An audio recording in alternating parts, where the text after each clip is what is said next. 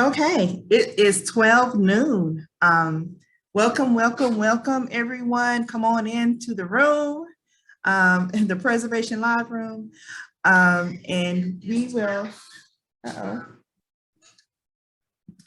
We will go ahead and get started so that you can go on about your day for lunch. I'm April Johnson, the Executive Director of Preservation Durham, and welcome to our 2021 Annual Home Tour Lecture. And so we're very excited about this year. It's been tough for us as we are going through COVID and trying to plan activities and keep Preservation Durham alive in a safe way. So I hope you all have bought your tickets. Tomorrow's the last day to buy your early bird tickets, $25 for the tour early bird, or it'll be $30 day of, okay?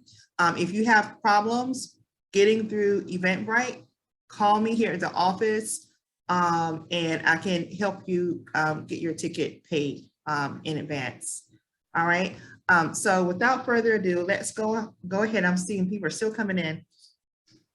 Let me go ahead now and introduce to you Sara. All right, Sara Lachenman is the owner and principal designer at 4/1 Design. She earned her undergraduate degree from Smith College in studio art. She then attended graduate school at UNC Greensboro and received a master's in interior architecture with a concentration in historic preservation, setting herself at the intersection of preservation and design. She accepted a position at Trinity Design Build here in Durham as the Director of Design and Preservation, completing 17 renovations, additions, and remodels. After 3 years, Sara founded her own company and named it 4/1 Design. Sara particularly appreciates being able to customize her services to what a client really needs for a given project.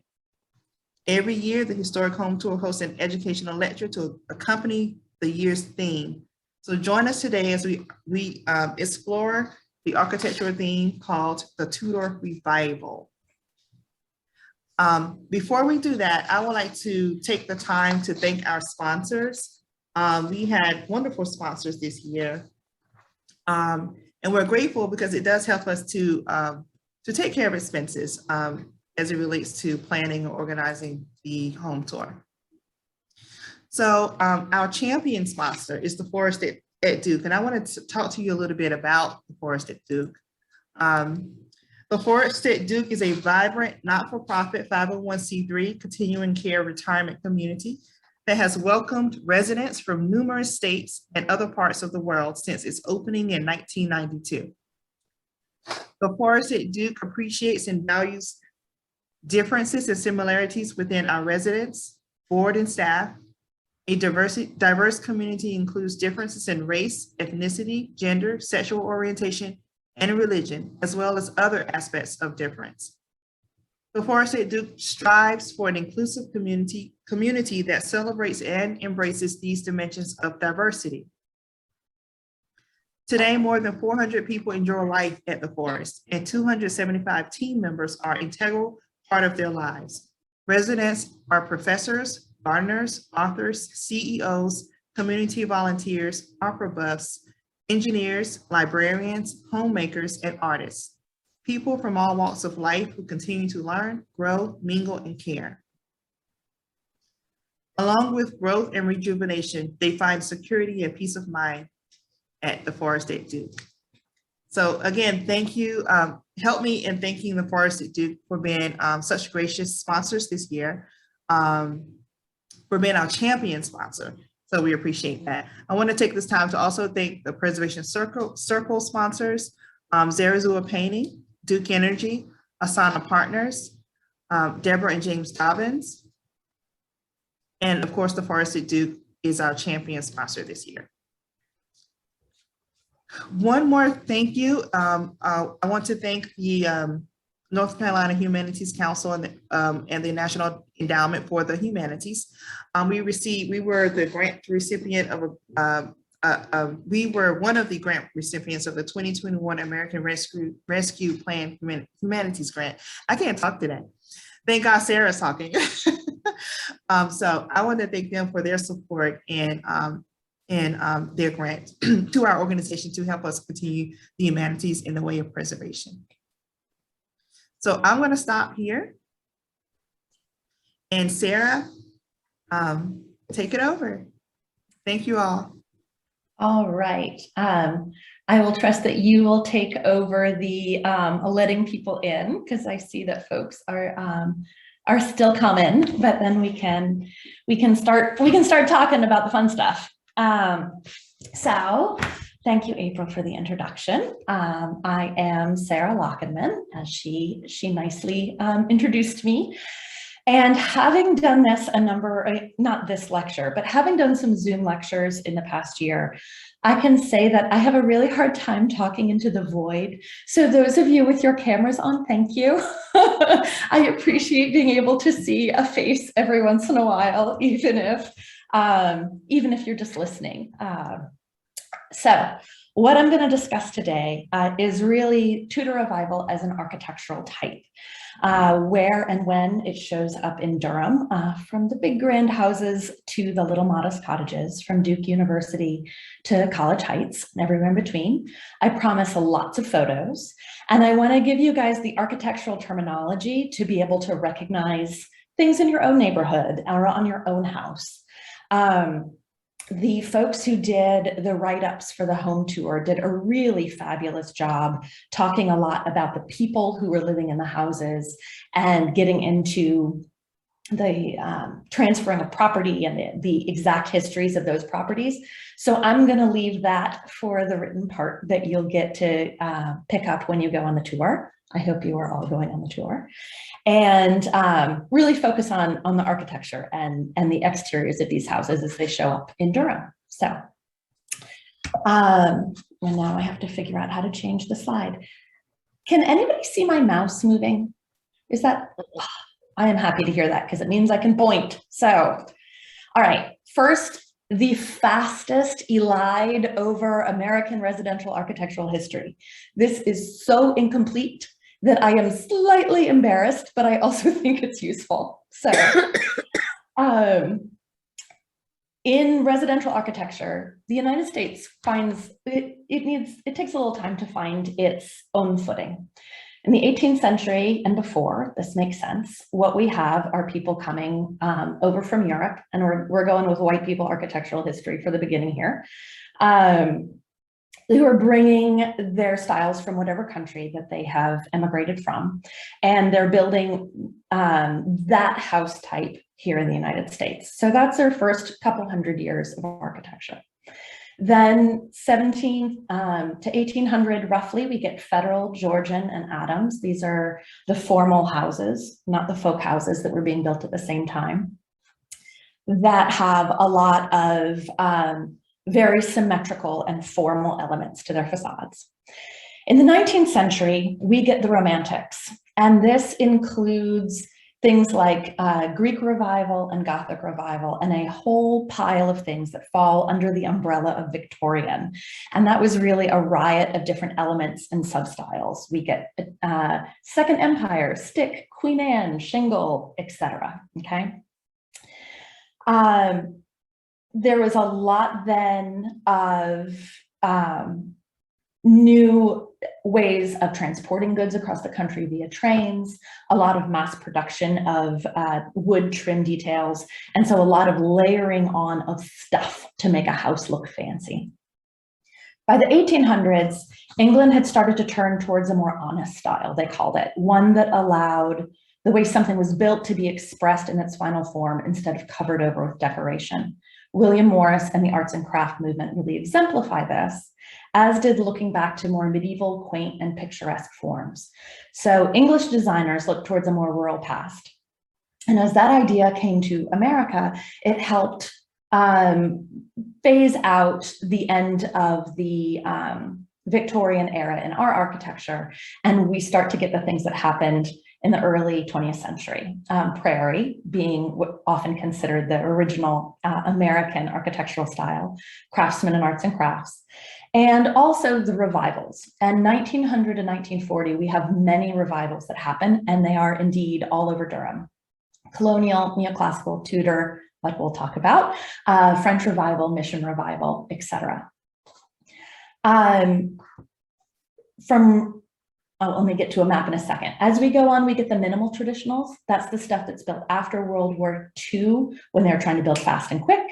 And then roughly 1950 and onwards, we get ranches, all the neo-revivals, the modernist movement, all that kind of good stuff. So I've left out a ton, but at least we know what kind of era we're talking on there. And let's talk about Durham now. So from roughly 1880 to World War I, Durham grew with a mixture of all of these styles that were about the turn of the century. Of the neighborhoods that remain, closest to downtown has the oldest houses. So Cleveland Holloway, Fayetteville Street, Moorhead Hill, the core of Old North Durham, the south end of Trinity Park, the Club Boulevard corridor. That's where you find our few extant Victorians, lots of big four-square Queen Anne's and Colonial Revival houses on the ridges, bungalows and Victorian cottages, triple A's they're called, that have three gables, and other early bungalows. These are places with the most gridded streets and narrow lots as you drive through town. And when you look at a map of Durham, this one's from 1910, and we don't have a strong north-south grid across, but we have this basic rectilinear plan that happens, right? After World War I, that's when the automobile and increasing wealth make new kinds of neighborhoods possible. They're untethered from the streetcar lines that linked the Durham neighborhoods that were listed above. And Forest Hills, Hope Valley, Duke Park, and Duke Forest grew dramatically differently from the grid pattern of the decades before. Laid out in Olmsted-esque designs with curving streets and large lots. They had parks or golf courses at their center, and these neighborhoods assumed car ownership and wealth and gave more exclusivity. Ideas of healthy living away from the city abounded, as did architectural styles that called to an idealized past. Tudor Revival that evoked an English manor house from some sort of Elizabethan daydream really fit that bill very nicely. And in this map of 1925, we start to get our curvy streets. And up here is Duke Park, and down here is Forest Hills. And it's really a dramatically different street plan than anything that had happened previously, right? So these manor houses, with all of their medieval-esque forms that evoked Gothic revival, were sometimes called little castles. And Durham's first Tudor revivals were indeed grand houses for the wealthy, and they were in those same neighborhoods mentioned above. So Pinecrest, or the Cobb-Biddle house, was built in 1928 for a Durham businessman and a friend of the Duke family named James Cobb and his wife Virginia. Buying into the Draper-designed Forest Hill suburb was appropriate for Cobb in many ways. Dive into the tour book for more on that. And he hired George Watts Carr as the lead to design a number of spec houses in Forest Hills and his own house. Now, the Cobbs defaulted on the mortgage for this place in 1932, and they sold it to Mary Duke Biddle in 1935. She and her New York designer reinvented and redesigned the house and the property for decades. So this is what it looked like when I visited just a couple weeks ago. Now, I'm not, like I said before, I'm not going to touch that much on the people and the ownership of Pinecrest or the other properties on the tour because they're so well documented in the tour booklet. Instead, I'm going to focus on the overall picture of Tudor Revival and the architectural style and equip you to spot the Tudor influences. So let's go back to Tudor before all the renovations happened. And we have this great architectural drawing for Mr. Cobb. And we have a photo that was taken of it while it was in construction in 1928. And let's use this to spot some of the elements that really make it Tudor Revival style, okay? Most of the exterior of this and Tudor Revivals in general are brick or stucco. They occasionally use stone, maybe a little bit of weatherboard, and a mixture of those materials is always very important. We've got large front-facing gables. That's the triangle on the front of the house, and an asymmetrical facade with a lot of variety. So we have you know, this one that has a long sloping roof, which is nicely named a cat slide roof. We've got a dormer here. We've got a lower gable on the other end. We have lots of windows, mostly grouped, and they're multi-pane with lots of little panes in them. Sometimes you see diagonal panes on these, or just lots of little ones in a bunch of different ways. We've got projecting bays. That's what's happening around here. And you see that in the renderings here and here, and really prominent chimneys. So this house has chimneys on front and back, and mismatched chimney pots on the top where they are, where it's coming out. These top skinny windows are meant to look like arrow slits in the side of a castle. And at the end here, and you can see this when you're there on the tour, we have a dovecot, a birdhouse that's built into the original architecture. Is a slate roof, lots of timber beams and heavy lintels, which we can see better in this close-up of the entranceway. So this is all been covered over now in the course of the renovations, but we've got heavy timber on this front porch that really is meant to look like something medieval, right? Here's our projecting bays with lots of little glass windows and all the brickwork that's covering over everything. So now that you have a feel from it, from this original one, let's look at some of the other big grand ones.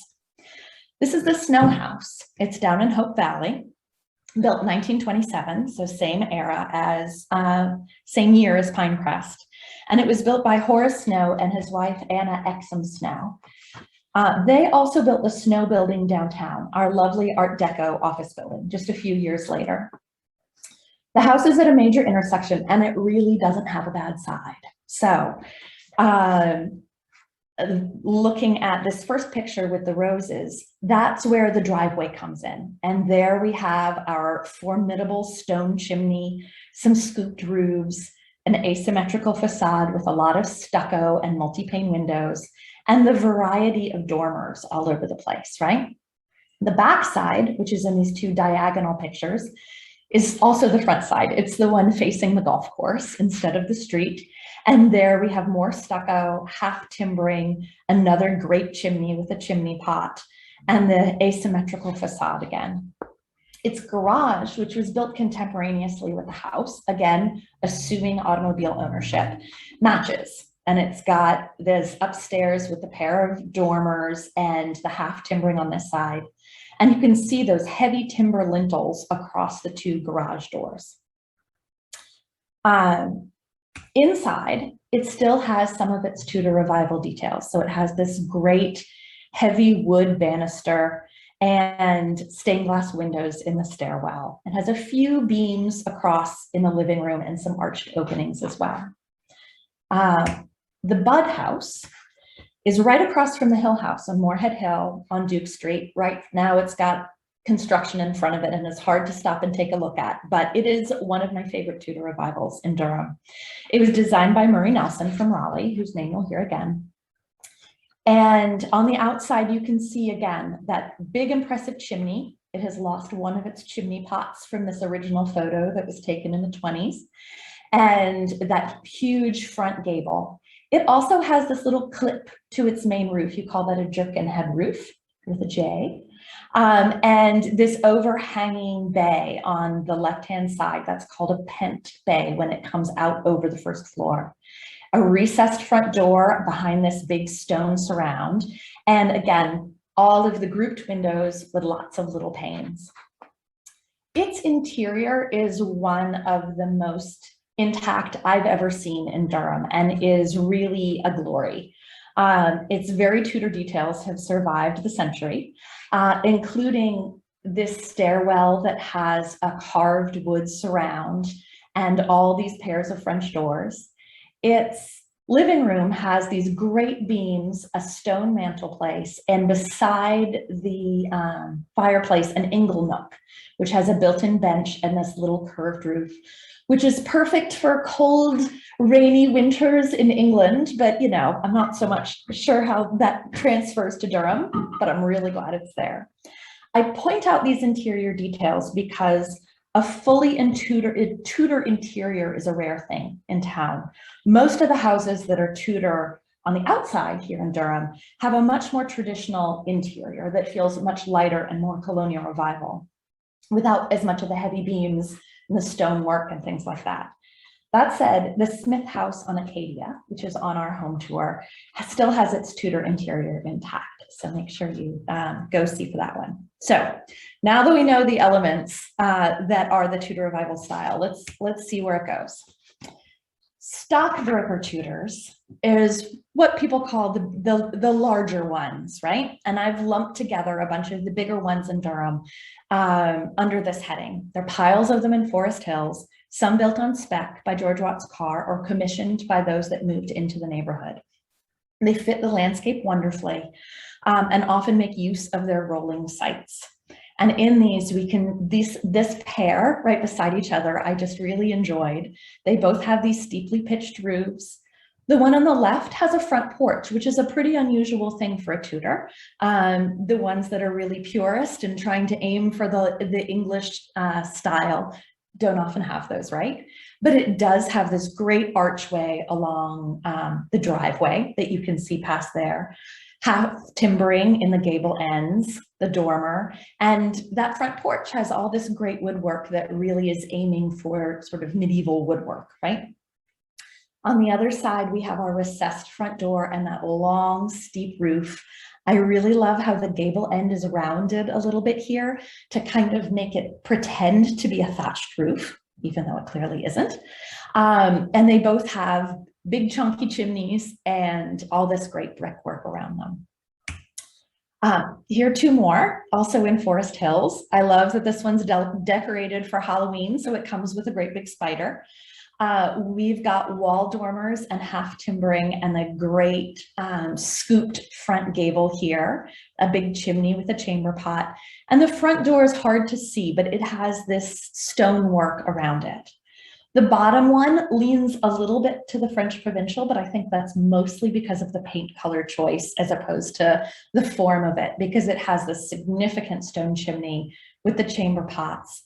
This one has this great weatherboard across the front that is cut with its edge, its live wood edge shown, so it looks extra rustic. The pent front gable here hanging over the projecting bay, and all of those multi-pane windows, right? We've got a nice scoop over the front door and a recessed entrance bay again. This is, I love this house inside and out. It's a charmer.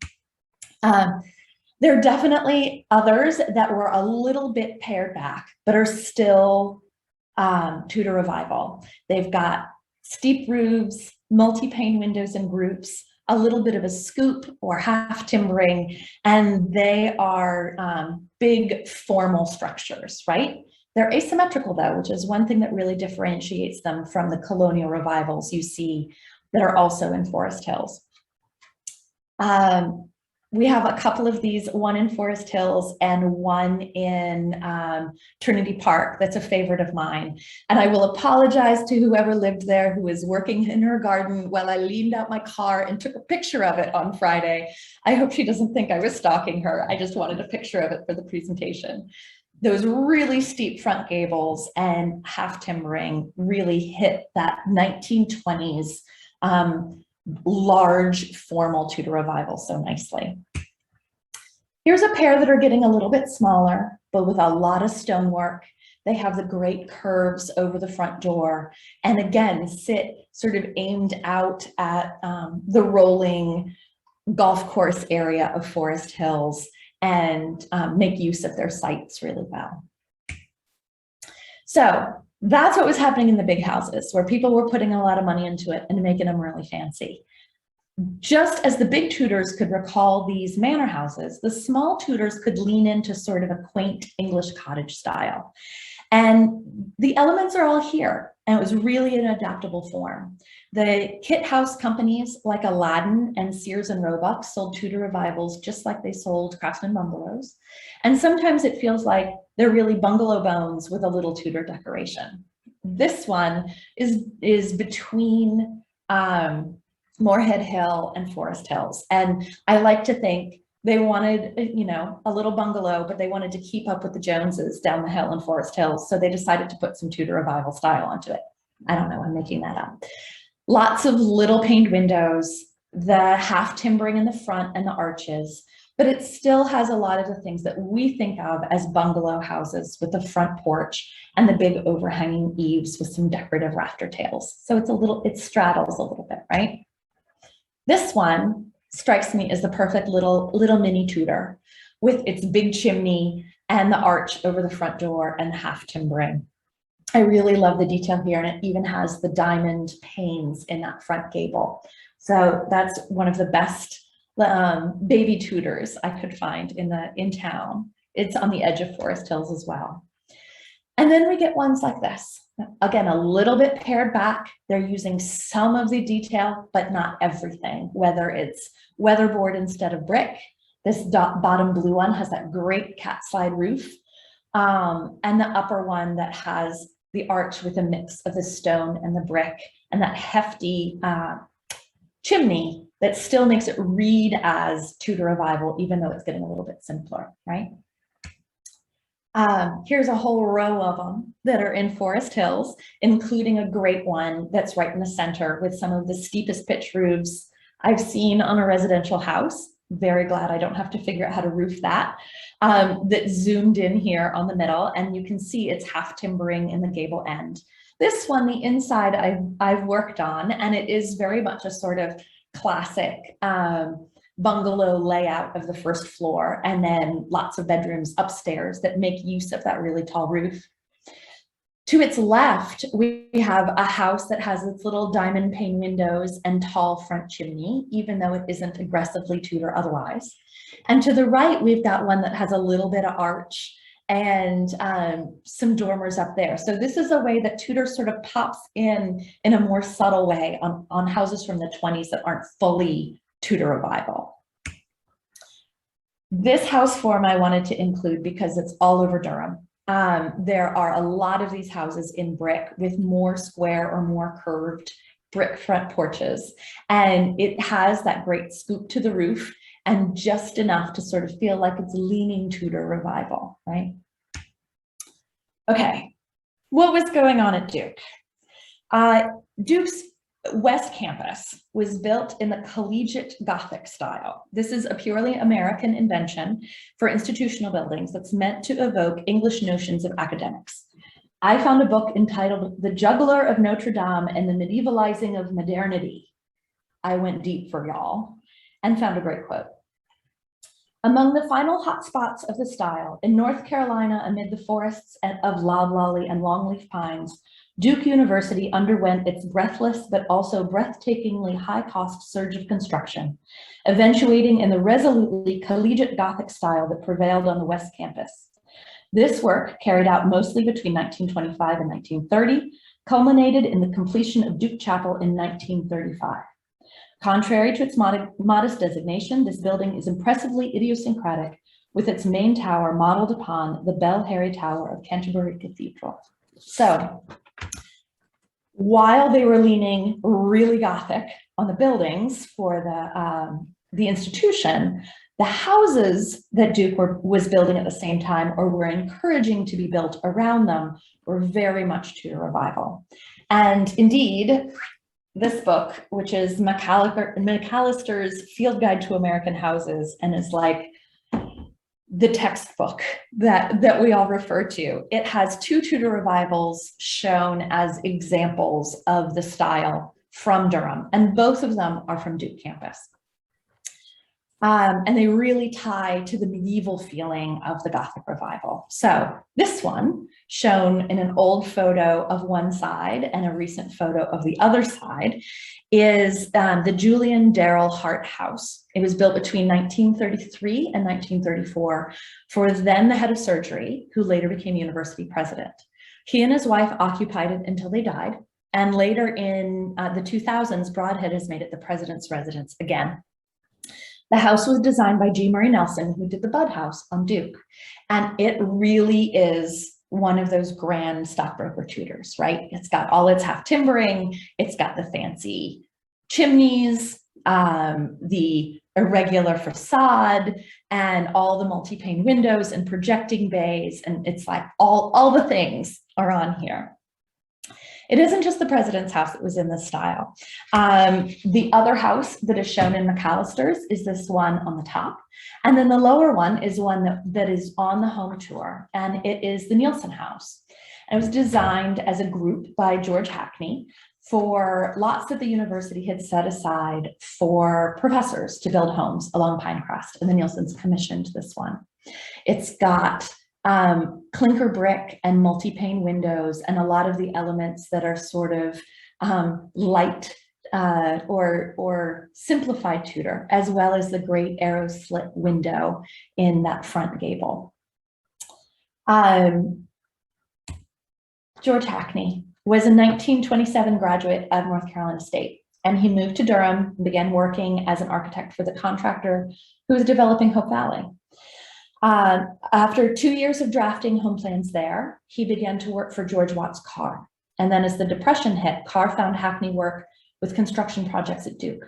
He started with a few years of work for the university, designing 5 houses on Anderson, and then onto those few on Pinecrest. And along with those jobs, he got connections and commissions from people at the university all over town that really launched his career.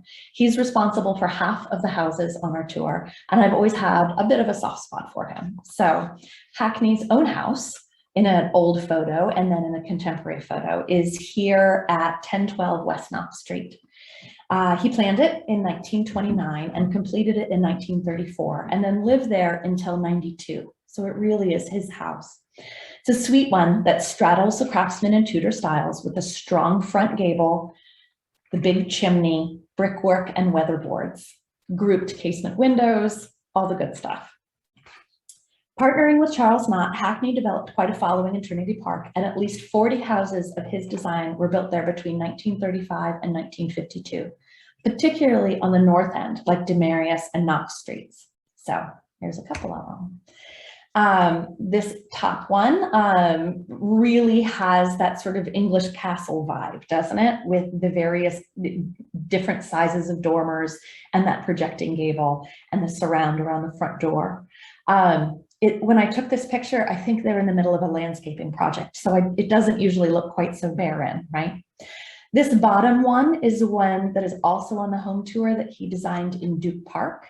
And I really love all the brickwork around the front door and how the stonework goes all the way up that front chimney, and it's got its cat slide roof. This is the one that I think has the good interior brickwork. Here are 2 more of his, one in Hope Valley on the bottom and one that's on Trinity on the top. It is the Friedman House. It has a different paint job right now. But as an aside, my very first design project that was actually built, as opposed to the things that happen in graduate school that never see the light of day, was renovating the basement of the Friedman House. And the homeowners had been given the blueprints, the original blueprints by previous owners, which seems to be a thing in Hackney houses. I have seen a bunch of Hackney houses where people are like, oh, of course I have the floor plans. And that's very unusual. I don't know if it's something that Hackney recommended his homeowners do and that they have been passed along conscientiously ever since or what, but it's very consistent and I really like it. So here are 2 more of his, both up in the Knox and Demarius area, that show how he really sprinkled on the Tudor details and made these houses feel like, you know, they weren't the big, grand, fancy Stockbroker Tudors. They were sort of the more reasonable versions that fit into this neighborhood. His prolific use of Tudor Revival helps us see where the style went after the Great Depression too. Because as the Depression hit and then moved on, houses got a little bit more streamlined. The eaves got tighter, windows got smaller, but The ones that he did and others that evoke that really still keep a little bit of their Tudor Revival vibe going on, especially in the brickwork, whether it's clinker brick, like the one on the left, or the great stone surround around that purple front door. They still really talk to a Tudor Revival origin point. Another house that is on the home tour is one of Hackney's that was built in 1933. And it's a really good example of these that were sort of as the Depression was cranking on. So it doesn't have nearly as many windows. There's no projecting bays, but it still has its half timbering and the recessed entrance door with that wood surround, and is formidably brick, right? With that projecting front gable. It doesn't have all the other little gewgaws. There's not a variety of dormers. There's not a big hefty front chimney that's just there for a statement impact. Instead, it's more restrained. Here's some probably not Hackney's, but other houses that are around in Duke Park that I think also hit this post-Depression kind of severe Tudor that started to happen in town. The other place where Tudor Revival started and kept going was in the College Heights neighborhood. This is the neighborhood that's south and west from NC Central, and starting in the 1920s, Black families in the middle class who were making a place for themselves had bought lots all the way through there. These two houses are both ones that have a lot of the Tudor Revival leanings, and they're built later. They're built in the 40s. So we've got our big chunky front chimneys, and I particularly love this one at the top. It is on Formosa Avenue and facing a big green space that's at a major intersection. And it's got that arched door, the little diamond pane windows, and this great mix of stone and brick in that chimney. And then the one below that has that nice arched door and the little round window is on Fayetteville Street, a little bit south of Central. Many of the houses in this neighborhood were designed and built by the residents themselves, designed and or built, I should say, using their training from construction jobs. Heather Wagner Slane, who wrote the nomination for this historic district, writes that residents remember Peyton Jeffries, a brick mason who built homes in the nearby Hope Valley neighborhood, worked on building his own home at 1928 Cecil Street in the evenings. And that's the bottom house here on the right. This house has minimal detailing and scant eaves, and we would define it as a minimal traditional. But it has that strong front gable and that hefty chimney on the side that has some decorative brickwork that I think can make it lean a little bit towards the Tudor Revival. And Mr. Jeffries didn't buy this lot until 1947. So this is a way that the Tudor Revival style is holding on through into the post-World War II era. The upper one here is another one that was built very late. It's on the same street on Cecil. And this neighborhood didn't get platted until 1947. So this was listed as under construction in the 1950 city directory. And the earliest occupants were Walter Johnson, who was a plasterer, and his wife, Cornelia Johnson. Slane interviewed the current occupant, who said that Johnson taught Hillside High students how to build houses in the area. So he was someone who was really well versed in construction, and this is the style he chose for his own house. And it's got that nice big front chimney, the very peaked roofs that remind me of that one, the White House with the half timbering, and the arched brickwork over the front door. It sits on a corner lot and has this great stone wall around it. And I think in a lot of ways really aims for that rural pastoral sense that the earlier Tudors were aiming for. So McAllister's, my big old field guide to American architecture, explains Tudor Revival's moment in this way. The style expanded explosively in the 1920s and 30s as masonry veneering techniques allowed even the most modest examples to mimic closely the brick and stone exteriors seen on English prototypes. The book also says that the style faded from fashion in the late 1930s, which clearly doesn't quite hold true for Durham. So here's two more that are from the 40s and are waiting there happily, right? So here's your mission, should you choose to accept it, is to spot the Tudor revivals in your neighborhood, whether you've got full-blown Stockbroker Tudors or just some minimal traditionals with Tudor influences. I am 100% sure they are there because they're all over the place.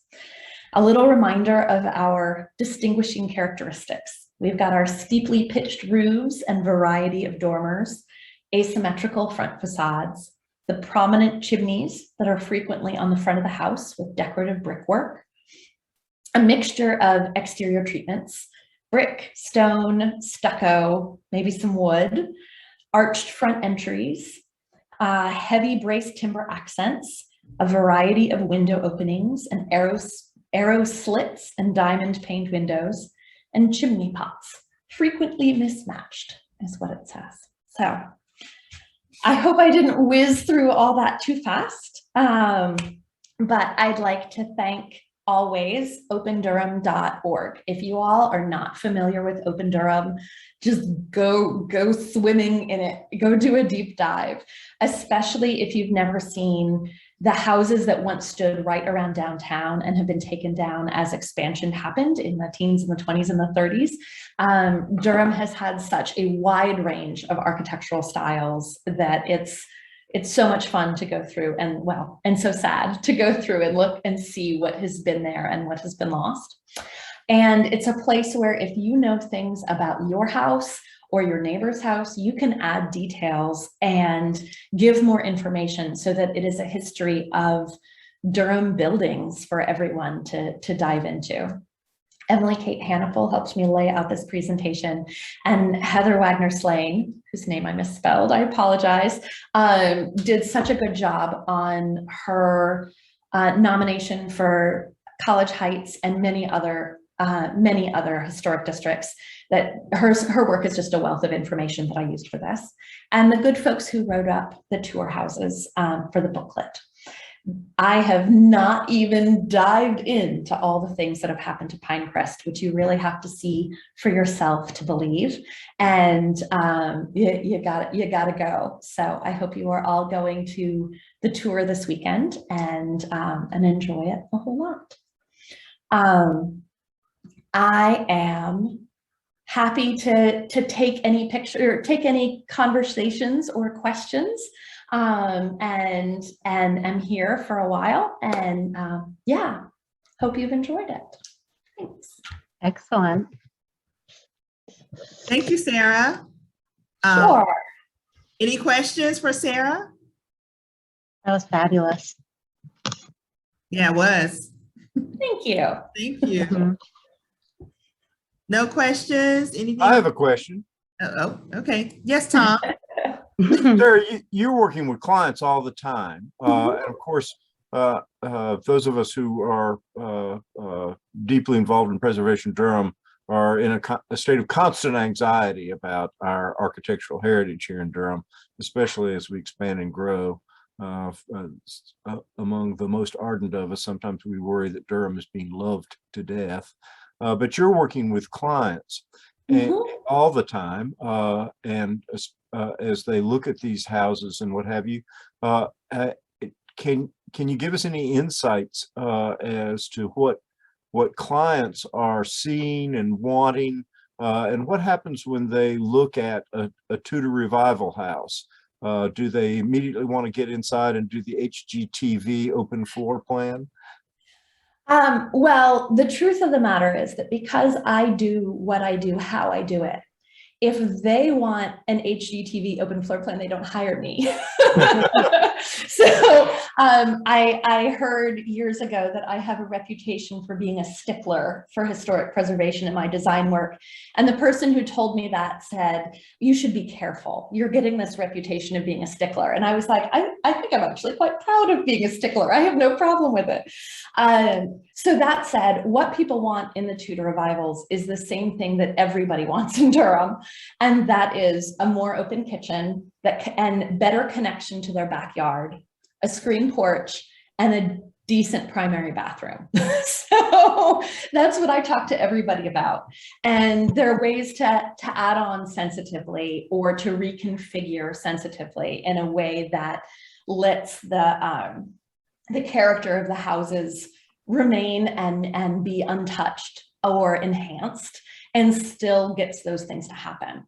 I also worry that as people come to town and they don't know what's special, what's rare, that it is easier for them to come in and say, oh, well, this isn't what I like.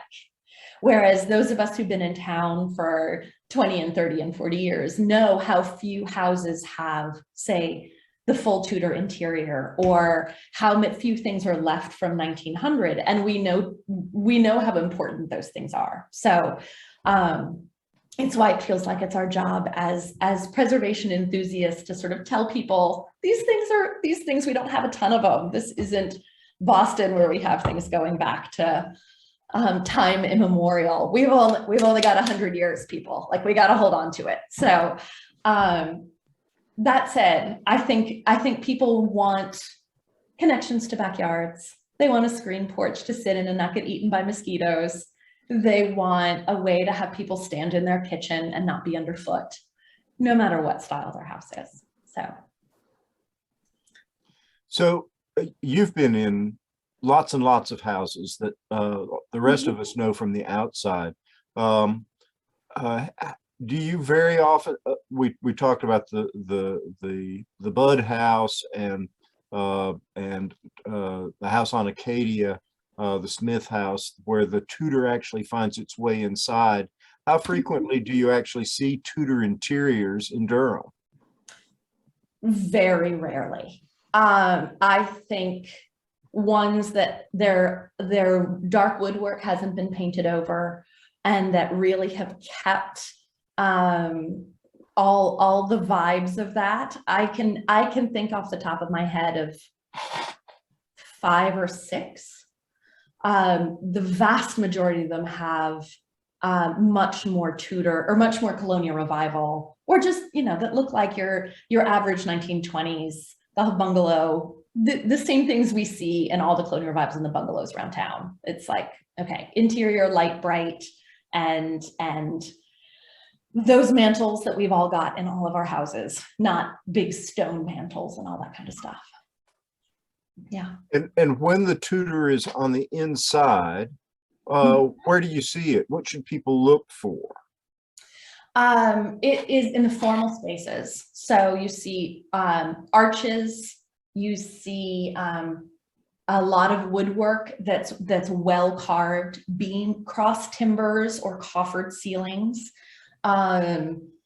The Bud house with that ingle nook just slays me. I don't know another ingle nook in Durham. If you have one, tell me. I want to come sit in it with a cup of tea. They're so great. And things that feel like they come out of sort of an English castle. They kind of lean Gothic on the interiors. So when you see stuff like that, that's when you got some Tudor Revival. Thank you so much, Sarah. Are there other questions? I have a question about the tour on Sunday. I don't understand, how does it work? Is there a set time that you would, because I'm not sure if I'll be back in town. No, you can go anytime between 12 and 4, and you can go on both days. So the tour, I'll take that. So your And how ticket long would it take? buys, your ticket for the tour entitles you to visit the houses between noon and 4 on Saturday, and again between noon and 4 on Sunday. Both days, one ticket. So you can split it up and do a little bit each day, or you can, in 4 hours, I believe you can easily visit all 6 sites on the tour. Okay. And I hope you will. And they're not right next to each other. There's Duke Park and Duke Forest and Forest Hills and along Club Boulevard. So they're sort of scattered around town as really good examples that wherever they are, right? But this is Kathy. It's like Fred visiting his homeowner yesterday. It's like timed himself from some of the homes to the other homes. So I think his 3 homes are fairly close to him. He said you could get like to them within probably, 2 or 3 or 5 minutes. And even from over in Duke Park to Club Boulevard, he said it took less than 10 minutes to get there. So thank you, Fred, for doing that. May I ask a question? Go ahead. I was raised in Duke Park on Vista Street. Uh-huh. There was my grandparents owned a huge white house on the corner of Vista and Markham Avenue. It's been restored. It was all wooden though, gables, front chimney, etc. I took piano lessons from a very old woman in that purple blue house on Circle. Yeah. You went over that house fairly quickly. What style is that? It's a Tudor Revival as well. It has that great long cat slide roof is what it's called. Right. It has the scoop to it. And the front door has not a traditional Tudor surround, but the side door has that great arch to it. Yeah. So it is not a high style Tudor Revival, but I think it definitely falls into that category. And I've always loved that house. It's a beauty. Did you look at the huge stone house on Vista Street up on a hill with a swimming pool behind it? And I think I have seen all those. When I was taking pictures for this, I was really trying not to get up in anybody's yard. Yeah. So there are some houses that are beautiful Tudors in town, but I would have needed to do some trespassing to take photos of them. So, and I didn't want too many red flags going up on the neighborhood listservs. I would have gotten in trouble. So there's a few that are up on that straddle between that big hill coming down on Mangum or on Roxborough rather, and Vista and is it East Knox that loops around the other side that have some big, beautiful Tudors that are hiding up there. They're hard to see, but they're great. as my grandfather, who was born in 1905, ran a market in Durham, Central Market. And my father delivered groceries to the Biddle estate, the pink, which I think on the tour is at the Siemens Biddle house in Forest Hills. Cobb-Biddle. Biddle. Yeah, Yeah. Cobb-Biddle. Is that on the tour? Oh, yes. Unfortunately, I've moved to Cincinnati last year, so I can't go on the tour. But Well, I'm glad you could come hear this instead. Oh. So glad I saw it on the website and was able to join. It's a really great tour. And I went to Smith. Oh, yay! Woo! Reunion coming up. That's wonderful. I hope they have it this year. I had to miss mine because of COVID. Yeah. Okay. Thanks again. Sure. Are there other questions? I I think Judith has a question. Oh, no, she doesn't. That was Judith saying goodbye. Thank you. Well, I want to thank everyone for joining us during your lunch hour, and I hope you learned something in getting ready. If you take a look at the chat, Nick Levy, our vice president, put the link in on Open Durham that shows the houses on the tour. So if you want to get a sneak peek on what's going to be on the tour and information about the houses, that's there. But I just want to also say thank you to, if any of the homeowners are on here, I want to say thank you to all of the homeowners who opened up their homes for the tour. We are very grateful. We're excited. And I want to thank the home tour team, everyone involved, especially the committee. I'll start with Kathy Carter. She's our wonderful chair this year, getting us in line. Alice Sharp, Tom Miller, and Tim Arwin. Me and and a whole host of other people. We have a social media team, people from the board, other people who help put this tour together, all of our writers. Thank you to all of our writers for contributing. So I'm excited. Tell your friends, your neighbors, and your family members, and spread the word that the tour is tomorrow. Not tomorrow, Saturday and Sunday.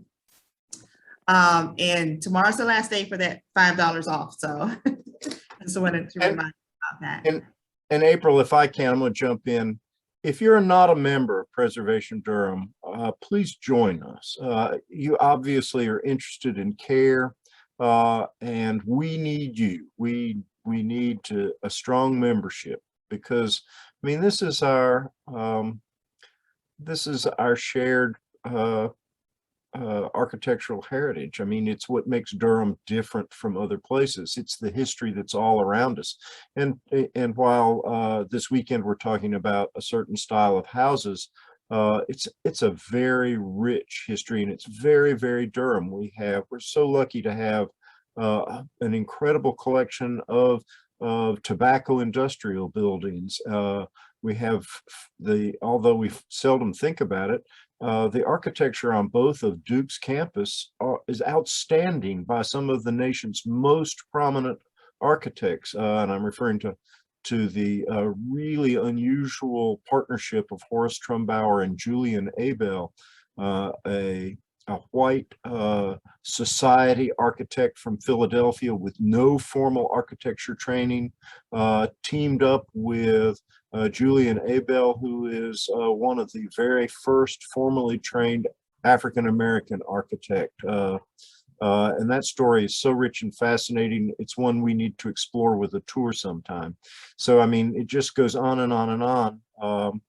Nick Levy is with us. Nick is our current kind of guru for Open Durham, which is going to be the focus of a lot of our attention this year. If you have not shopped around in Open Durham, it's something that we have as a historic preservation organization that is the envy of historic preservation organizations all over the country, and we have it. And the reason we have it is because Gary Keeber, who lived here in Durham and now lives in Hillsborough, created it and then passed it on to us, and we're extremely grateful. And it's a resource that we're committed to maintaining and improving. So these are just a few of the things that we are working on and touching on all the time. April and I have been working a lot with the state and other partners, really focusing and narrowing and boring down on issues related to African-American cemeteries. And that story just goes on and on. When you join Preservation Durham, you support these efforts. We urge you to get involved at all levels, but just having a big membership encourages all the volunteers who put their shoulder to the preservation wheel.